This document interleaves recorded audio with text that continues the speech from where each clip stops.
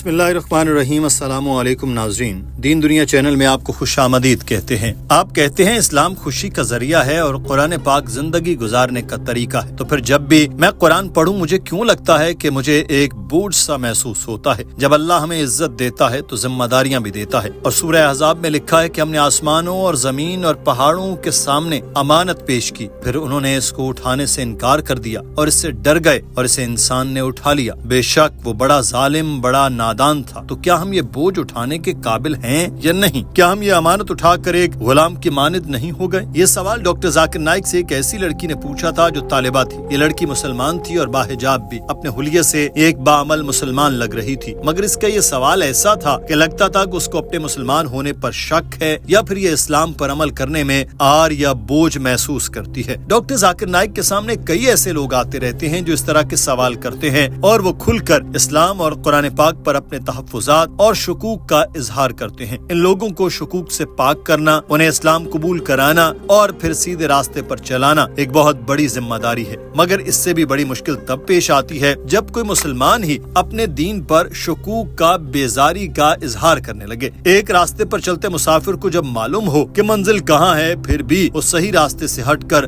غلط راستے پر چل نکلے، تو ایسے میں ان کو سیدھے راستے پر لانا بڑا مشکل ہوتا ہے۔ غلط راستوں پر چلنے والوں کو تو کئی دلائل دے کر سمجھا سکتے ہیں، لیکن جانتے بوجھتے بھی غلط راستہ اختیار کرنے والوں کو واپس کیسے لایا جاتا ہے، یہ ہم آج کی ویڈیو میں جانیں گے۔ ناظرین، آپ اس لڑکی کا سوال سنیے، پھر ڈاکٹر ذاکر نائک کے جواب بھی سناتے ہیں اور دکھاتے ہیں۔ یہ ساری گفتگو انگریزی زبان میں ہو رہی تھی، جس کو ہم آسان ہندی اور اردو میں ترجمے کے ساتھ پیش کر رہے ہیں تاکہ سننے والوں کو بات آسانی سے سمجھ آ جائے۔ I am Sanjabila binti Hanafi, a student.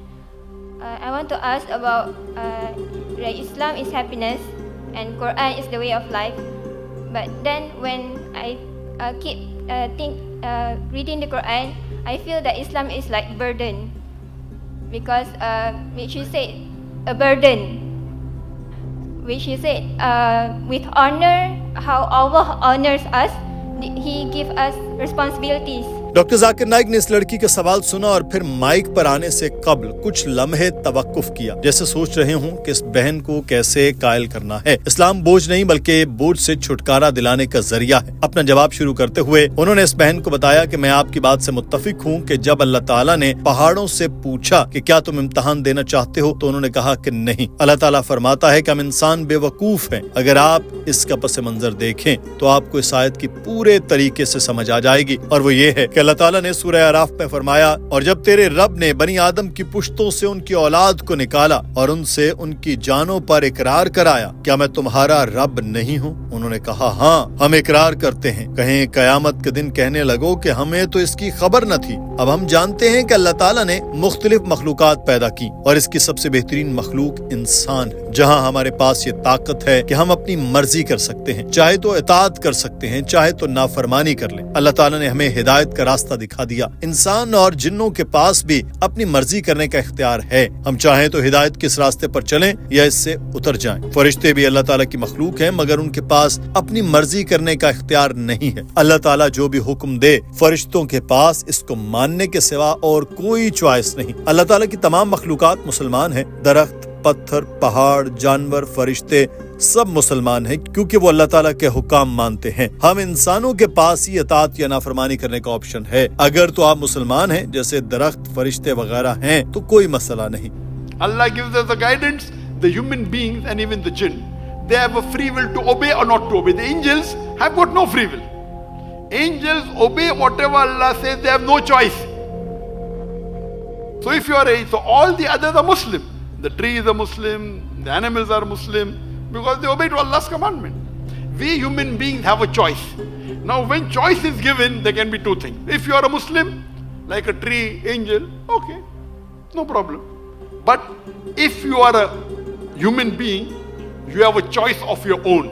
You can obey Allah or you cannot obey Allah. Doctor Zakir Naik نے اس لڑکی کو بتایا کہ جب بھی کسی کو اختیار دے دیا جاتا ہے وہ چاہے تو اس راستے پر چلے چاہے تو دوسرے راستے پر. ایک راستے پر آگے چل کر آسانیاں ہیں، انعامات ہیں، دوسرے راستے پر چلنے کے بعد مشکلات کے پہاڑ ہیں اور آپ کو بتا بھی دیا جاتا ہے کہ یہ راستہ آسان ہے اور یہ مشکل. اب آپ یہ نہیں کہہ سکتے کہ مجھ پر جو مشکلات آئی ہیں وہ اس لیے کہ مجھے بتایا تو گیا مگر مجھے زبردستی آسان راستے پر بھیج دیا جاتا تو میرا انجام بھی اچھا ہوتا. ایسے آپ اگر انسان ہیں تو آپ کے پاس یہ راستہ ہے کہ آپ اللہ تعالیٰ کو مانیں یا نہ مانیں، اور آپ کو بتا بھی دیا گیا کہ حق کیا ہے. امتحان سے پہلے ہی پیپر لیک کیا جا چکا ہے، اس کے باوجود آپ نقل کر کے بھی پاس ہو جائیں تو انعام میں آپ کو جنت ملے گی اور ہمیشہ کی زندگی. اگر آپ اس لیک شدہ پیپر کو بھی نہ پڑھیں اور پھر فیل ہو جائیں تو آپ کو جہنم ملے گی. تو اللہ تعالیٰ نے فرمایا کہ پہاڑوں سے پوچھا گیا کہ کیا تم امتحان سے گزرنا چاہتے ہو؟ تو انہوں نے کہا کہ نہیں، ہم انسان بے وقوف تھے اور ہیں جنہوں نے کہا کہ ہاں ہم اس امتحان سے گزرنا چاہتے ہیں. اور انسانوں نے شاید امتحان سے گزرنا اس لیے پسند کیا کہ اگر ہم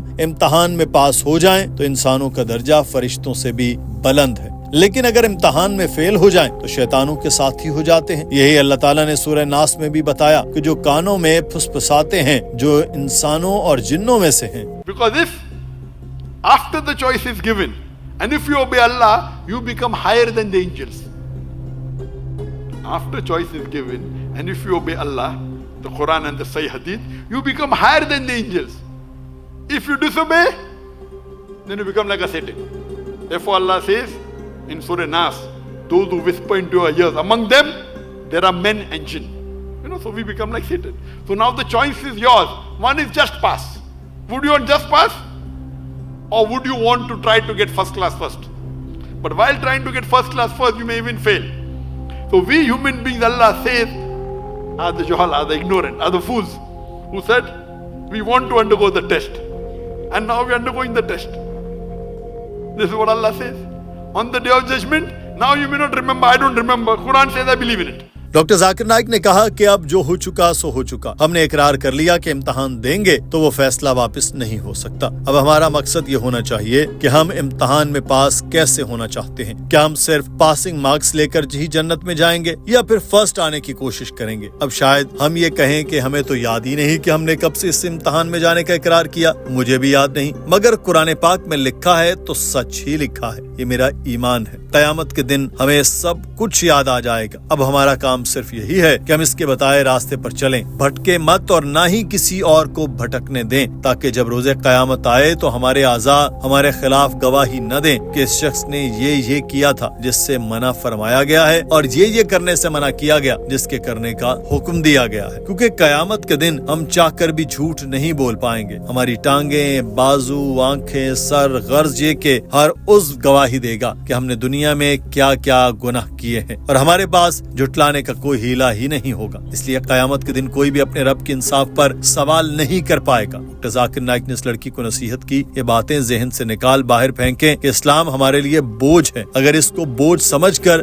فرائض ادا کریں گے تو بوجھ لگے گا. کھلے دل اور دماغ کے ساتھ فرائض کی ادائیگی کریں، خوش ہو کر اور قیامت سے خوفزدہ ہو کر یہ اعمال کریں تو خود ہی خشوع خضوع بھی آ جائے گا. ناظرین، آج کی ویڈیو کے بارے میں آپ کی رائے کیا ہے؟ کمنٹ سیکشن میں ضرور آگاہ کیجیے. اپنا خیال رکھیے. اللہ حافظ.